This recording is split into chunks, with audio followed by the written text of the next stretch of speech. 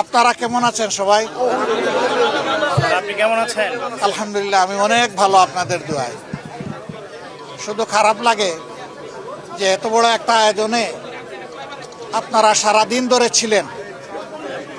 আমি জাতির জন্য আমার মনের কথাগুলো স্বাভাবিকভাবে তুলে ধরতে পারিনি, এটা আল্লাহর ইচ্ছা। কিন্তু এরপরেও শেষমেশ দুই একটা কথা বলার চেষ্টা করেছি। আগামীতে ইনশাল্লাহ আরও সুযোগ আসবে, আরও কথা বলা যাবে।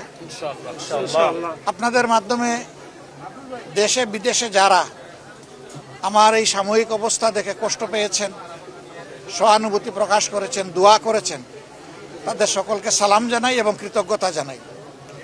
শুধু দোয়া করবেন যতদিন বেঁচে থাকি আল্লাহ তাআলা যেন মানুষের কল্যাণের জন্যই আমাকে বাঁচাইয়া রাখেন, আমিন। এবং আমার দ্বারা যেন দেশ এবং জাতির কোনো ক্ষতি না হয়, আল্লাহ যেন আমাকে সাহায্য করেন। আর এই দেশটা আমাদের সবার রে ভাই, আমরা সবাই মিলে গড়বো ইনশাআল্লাহ। ইনশাআল্লাহ। আমরা ন্যায় এবং সত্যের পক্ষে থাকব। অন্যায় অসত্য যেখানে সেখানে আমরা দেয়াল তুলে দেব। ইনশাআল্লাহ। অন্যায় অসত্যের প্রতিষ্ঠা যাতে না হয় আমরা দেয়াল তুলে দেব ইনশাআল্লাহ। ইনশাআল্লাহ। ইনশাআল্লাহ। আমরা একটা দেশ আমাদের যুব সমাজের জন্য উপহার দিয়ে যেতে চাই। ইনশাআল্লাহ। যেই যুব সমাজ বুক পেতে আমাদেরকে মুক্তি এনে দিয়েছে, তাদের প্রতি আমাদের দায় আছে, আমাদের দায়িত্ব আছে। তাদের যে আকাঙ্ক্ষা, এটা অস্বাভাবিক কিছু না। আল্লাহ তাআলা সম্প্রতিও কিছু দেশ আমাকে ঘোরার তৌফিক দিয়েছে। সেই দেশের মিশনারি এবং দেশপ্রেমিক নেতৃত্বের কারণে মাত্র 3 দশকের ভিতরে এক একটা দেশ কোথায় চলে গেছে বদলে। আমরাও পারবো ইনশাআল্লাহ। ইনশাআল্লাহ।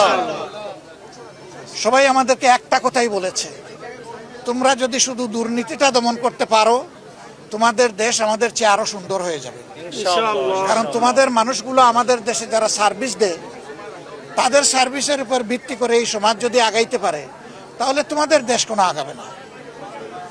আমরা এই জন্যে আজকে বলেছি, কতটুকু বুঝাইতে পেরেছি আমি জানি না, কতটুকু স্পষ্ট হয়েছে আমি জানি না, যে ফেসিবাদ বিদায় নিয়েছে একটা লড়াইয়ের মধ্যে, আরেকটা লড়াইয়ের মাধ্যমে ইনশাল্লাহ দুর্নীতিকে এই দেশ থেকে বিদায় করতে হবে। ইনশাআল্লাহ।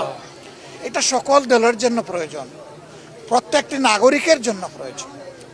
এই দুর্নীতি সমাজ থেকে নির্মূল না হওয়া পর্যন্ত নাগরিক জীবনে কোনো ধরনের কোনো নিরাপত্তা আসার কোনো সম্ভাবনা নেই।